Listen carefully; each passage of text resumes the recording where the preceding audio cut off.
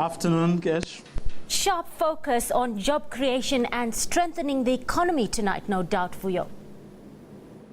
Well, that's exactly what we are hearing from what people close to what may have given input into President Jacob Zuma's speech. They are saying certainly jobs, certainly the economy, and of course other issues like education, like health, and so on are very much on their table. But to answer a point we made, I asked someone down there when between the times when we last spoke and now, whether in fact the ceremony itself is going to be any different. I said no. It's actually the exact same thing we saw in February, except there are minor, he says, adjustments. And that is because, I mean, as you know, President Jacob Zuma hasn't been seen in public over the past couple of weeks. So in view of his health situation, he's going to be dropped right behind me, or not far from where I am.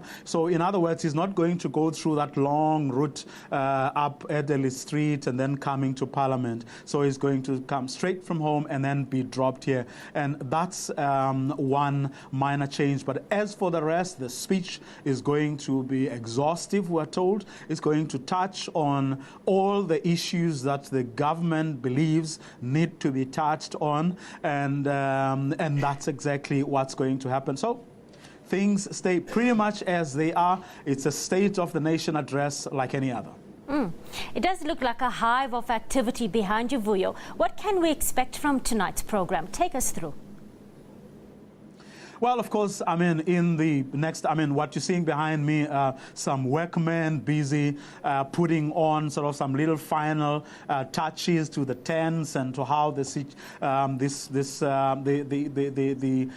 balcony or whatever is happening in front of the National Assembly is going to look like, finishing touches to the red carpet. And in about, I think, an hour's time, then you're going to start seeing people arriving in their, you know, whether it's gumboots and overalls from the EFF, or whether it's the usual sort of suits and specially cut dresses and suits, traditional garb and all those things. We'll see that should start happening in the next hour or so. But we have seen some arriving already. I just had a very brief chat with Prince Mangosuthu Buthelezi, the leader of the IFP, who is in all good spirits, saying he's looking forward to what President Jacob Zuma is going to say around education and around jobs. So everyone is looking forward, and I say, but in the next hour, people will start arriving, which of course we'll be bringing to you live from where we are. So right now, it's little final touches, no real activity as such,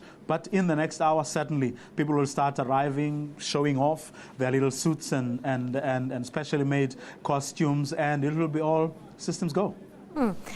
Surely the President will move tonight to reiterate government's commitment, of course, to the NDP, which is the blueprint for South Africa's socio-economic development to 2030.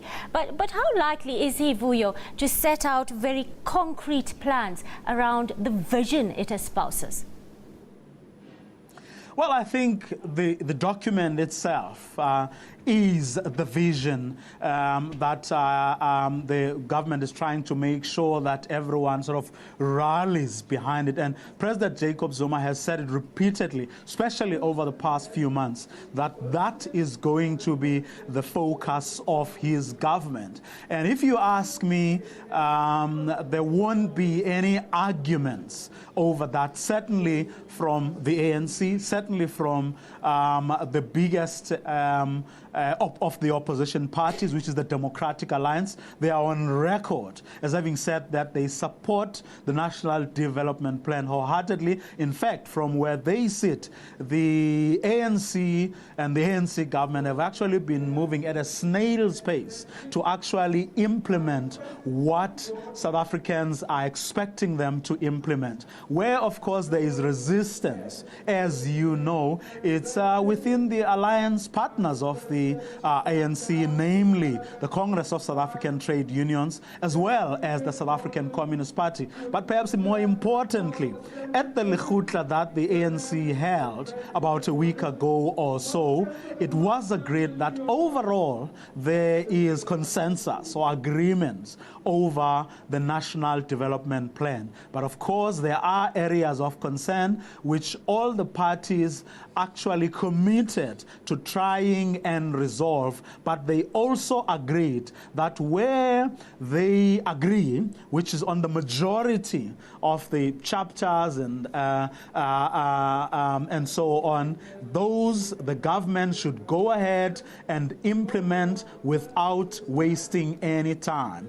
And with regard to the outstanding issues, they should move speedily, get together and try and resolve those particular issues around, specifically around how they affect workers and so on. So it's all systems go. And indeed, as you correctly point out, the president has already said, you remember, even when he was giving that address at the swearing in, when he was giving that address at the his inauguration, he did say unambiguously that the National Development Plan is what is going to determine or lead, or at least bring everyone together around what needs to be done over the next 5 years. So there are no prizes there for whether if or whether in fact, but it's certainly the National Development Plan, the National Development Plan, the National Development Plan. That is going to be to anchor everything that he is going to say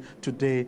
I think the differences will be around the nuances. The difference will be around what he's prepared to say, perhaps forcefully and openly, whether there are certain admissions that he's prepared to make that his government may have done wrong, and whether in fact there are very specific issues that he believes are going to get more priority over others. I think that's really where the difference is going to be. Thank you, overall, Vuyo. the National Development Plan. Thank you, Vuyo, for your insight. I'm afraid we'll have to leave it there for now. That was Vuyo Mvoko coming to us from outside Parliament in the Mother City. We're just hours away now from the State of the Nation address by President Jacob Zuma, scheduled for 7 p.m. this evening.